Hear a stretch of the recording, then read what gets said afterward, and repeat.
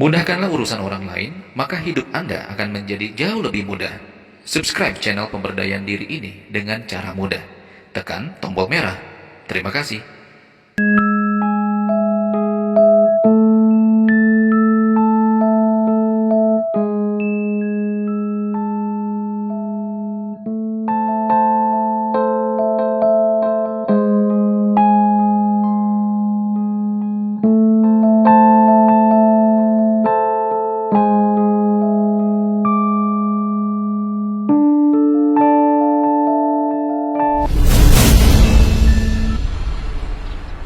Assalamualaikum para sobat, apa kabar semuanya? Bertemu lagi dengan Ridwan Sang Hipnovator Channel.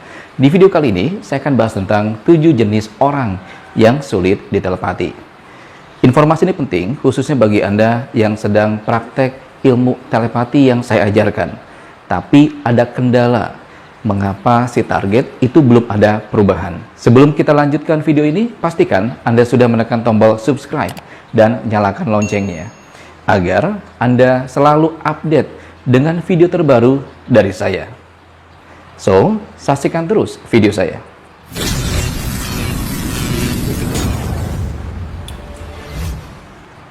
Terima kasih Anda masih bersama Ridwan Sang Hipnovator Channel.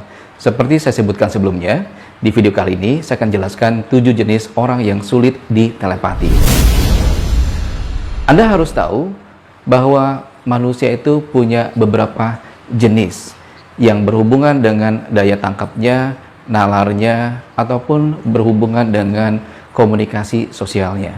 Sebelumnya, saya ingin informasikan bahwa telepati adalah ilmu komunikasi, dan ini bisa dilakukan oleh siapa saja. Artinya, ilmu telepati ini adalah ilmu komunikasi biasa antara si pengirim, yaitu Anda sebagai transmitter, dan si target sebagai receiver. Nah, seperti hal dalam komunikasi, ada yang namanya noise. Nah, noise ini disebabkan oleh beberapa faktor. Nah, salah satunya itu berasal dari diri si target sendiri. Nah, perlu Anda ketahui, karena telepati adalah ilmu komunikasi secara jarak jauh, otomatis harus ada bahan bakar. Nah, bahan bakarnya adalah rasa percaya diri dan keyakinan diri yang tinggi untuk bisa mengirimkan telepati. Karena telepati ini adalah bagian dari komunikasi, begitu pula dengan hipnosis adalah bagian dari komunikasi. Nah, menurut penelitian dari Stanford University, ada 3 kategori manusia mengenai respon dari hipnosis. Nah, ini juga berlaku dengan respon dari telepati. 3 kategori ini, yang pertama adalah mudah untuk dihipnosis atau mudah ditelepati. Ini besarannya 5%. Nah, sedangkan yang moderat, yaitu orang yang bisa dihipnosis, orang yang bisa ditelepati tapi butuh proses, itu jumlahnya 85%. Nah, sedangkan yang tipe sulit itu sekitar 10%.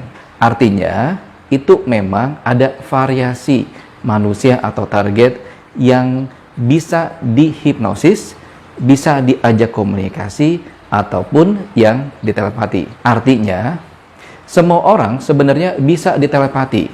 Semua orang itu bisa diajak komunikasi selama tidak memiliki hambatan komunikasi di dalam dirinya. Nah, begitu juga ketika Anda ingin mengirimkan telepati si target.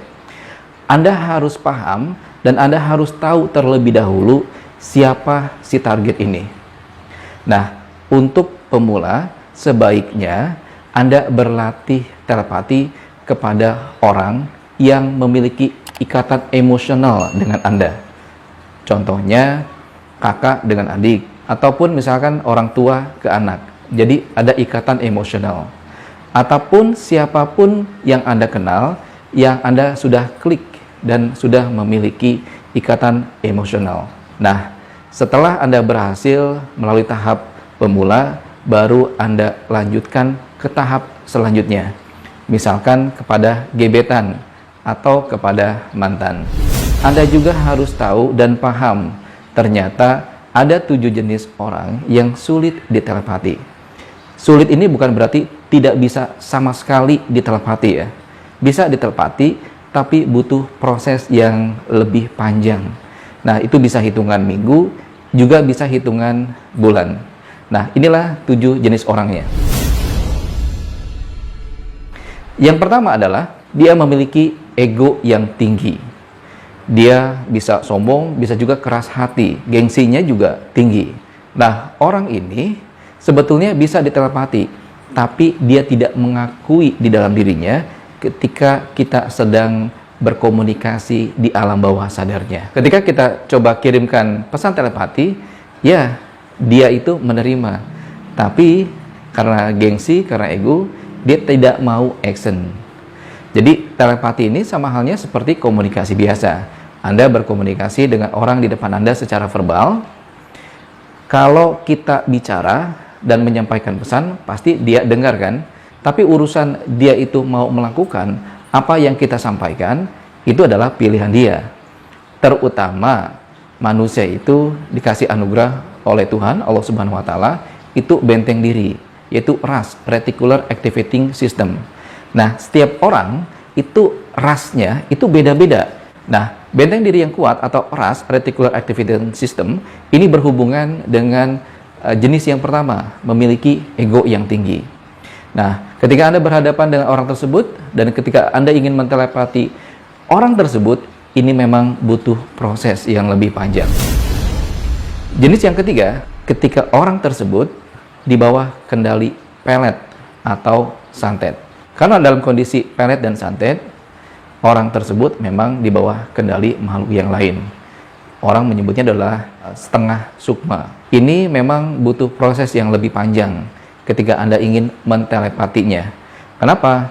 Karena sebagian dari rasa dia dan juga pikiran dia itu sudah terkontaminasi, bahkan sudah diambil alih kendali. Nah, karena kita orang yang beragama, ada baiknya Anda gabungkan antara teknik telepati ini dengan doa sesuai dengan keyakinan Anda.